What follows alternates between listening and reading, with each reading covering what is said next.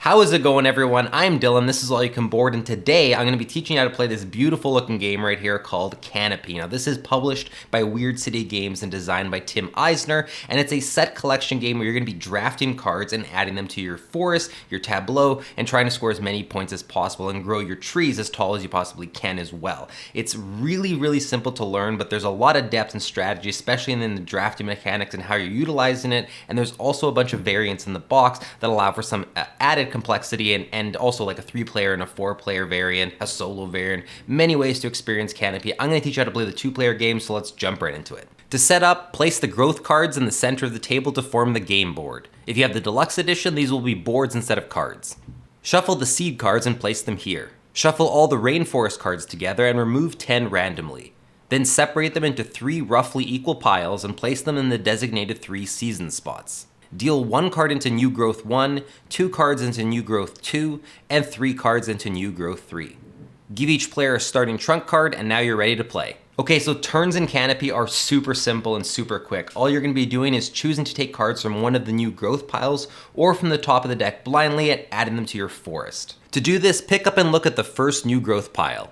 If you choose to keep these cards, add them to your forest and your turn is over. If you choose to pass on them, return them face down and add a new face down card from the top of the deck to this pile. Then pick up the New Growth 2 pile and do the same thing, either choosing to keep them or return them face down and pass and add a new card to the pile. If you pass on all 3 piles, you will have to take a single card from the top of the deck blindly and add it to your forest. You cannot return to a previous pile once you've passed on it this turn. And honestly, that's pretty much an entire turn in Canopy and pretty much how the game functions. After you're done this, play's going to pass to your opponent, they're going to do the same thing, and you're going to continue this back and forth until the entire deck is depleted and all the New Growth piles are completely gone, which means that once the deck's gone, you can no longer choose to pass on the final pile and take a card blindly from the top. If you get to the final pile after passing on the first 2, for instance, you'll have to take the cards in that last pile. Once all the cards are gone, then you would proceed to the final scoring of that season, and there's 3 seasons in the game. So before getting into scoring though, let's talk about all the card types and how they function and how you'll be adding them into your forest. Trunk cards can be used to start a new tree in your forest or placed under an existing tree in your forest to make that tree taller. Trunk cards each score the amount of points listed on them if they are in a completed tree. That means a tree that is capped with a canopy. Otherwise, they are worth no points. Trees score at the end of the season if they are completed, and they will not score in subsequent seasons after that. They can only score once. Canopy cards are played at the top of a tree to finish that tree off. If you don't have any trees to finish, it is discarded, but if you do, you must place the canopy on it. You can't choose not to. Canopy cards score an amount of points listed on them times the number of trunks in that tree. They score at the end of a season for each tree that has a canopy and was not previously scored in a previous season. Wildlife cards will be added to your forest, and some have abilities that can be used once per season to a max of 3 times per game. Some wildlife do not have abilities and score based on whether you find their mate or not. Most animals will have 2 copies in Canopy, one with the ability on them and one with the mating scoring. If you collect the mating version of an animal but not the one with an ability on it, you will score only 2 points. However, if you collect both, you'll score 5 points. Note, however, that wildlife mates only score at the end of the entire game, not each season, which means you need to help them survive until the end of the game in order for them to score. Plant cards come in a variety of types and all score based on how many you've collected at the end of each season. I won't go over them all, but here's an example. For instance, ferns score 2 points for having 1 fern, but 0 for having 2 ferns, and then 6 for having 3 ferns, and 0 again for having 4.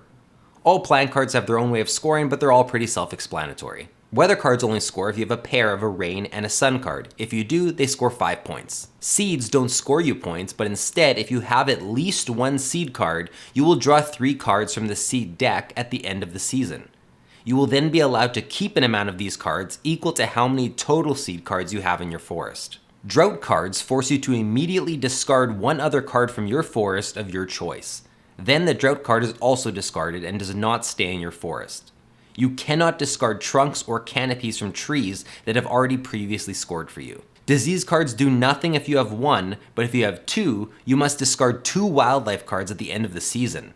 If you have 3 though, you discard only 1 wildlife card and your opponent also discards 1 wildlife card. Fire cards are similar to disease cards but work with plants instead. You discard no plants for 1 fire card, 2 plants for 2 fire cards, and you discard 1 and your opponent discards 1 if you have 3. Another bonus with fire cards, however, is that for each fire card you have, you will draw 1 additional seed card if you have at least 1 seed card at the end of the season. This doesn't mean you keep an extra card, this just means you have more choices to choose from. And those are all the card types you'll encounter in Canopy, so let's go through all the steps in order that you'll have to go through when a season ends. First, activate any wildlife effects that can be used at the end of a season. Next, if you have any seed cards, draw 3 cards, or 1 more each for each fire card you have, and then keep an amount equal to your total seed cards and add them immediately to your forest. This may change your scoring. Next, discard cards for fire or disease cards you possess if you have any. Then, score points for your completed trees. Remember, this is any tree with a canopy on top that has not scored in a previous season. Calculate the score for that tree and then place a wildlife token on it. This just lets you know that this tree has already been scored this game and can't score in one of the subsequent seasons. The player who completed the tallest tree this season gets the season's tallest tree award token. These are worth 3, 4, or 5 points in seasons 1, 2, or 3 respectively. Incomplete trees don't score and remain in your forest, meaning you can try and complete them on one of the next seasons. Finally, score your plant and weather cards according to the scoring rules on each of their cards. After this, it's time to clean up before the next season. This involves discarding all cards from your forest except your trees and wildlife. Everything else is lost. Then you can continue on to the next season with the person who has the fewest points kicking things off. Honestly, that's pretty much the entire game. When you get to the end of season 3, the only difference with the scoring at the end is that you're going to score finally for the matching wildlife pairs if you successfully have kept any until the end of the game. After that, the only other bonus that's in the game is that the person who has the most completed trees, doesn't matter on their size, just whoever has the most, is going to get a 10-point largest forest bonus. Person with the most points wins, and that is Canopy. Now, there are some variants in the box. There's advanced cards you can add in. There's a 3-player and a 4-player variant. There's a solo variant. There's a shifting seasons variant that comes with its own deck. So there's a whole lot of cool stuff to explore. I'll let you explore that stuff on your own, but all these base rules still apply. So you basically know how to play Canopy now. This is a really simple game, super easy to teach, super easy to learn. Really, it just comes down to having to learn what each of the card abilities do. Your turn essentially is just drawing cards and adding them in front of you. That is the entire game. Very easy to learn, but it is such a fun game to play. I hope you enjoyed this tutorial. I hope it helped you get this to the table just a little bit quicker. If you have any other questions, leave them in the comments. I'll be happy to answer them. Otherwise, thank you so much for watching. Subscribe to the channel so you never miss any of our videos. We really appreciate it. See you next time.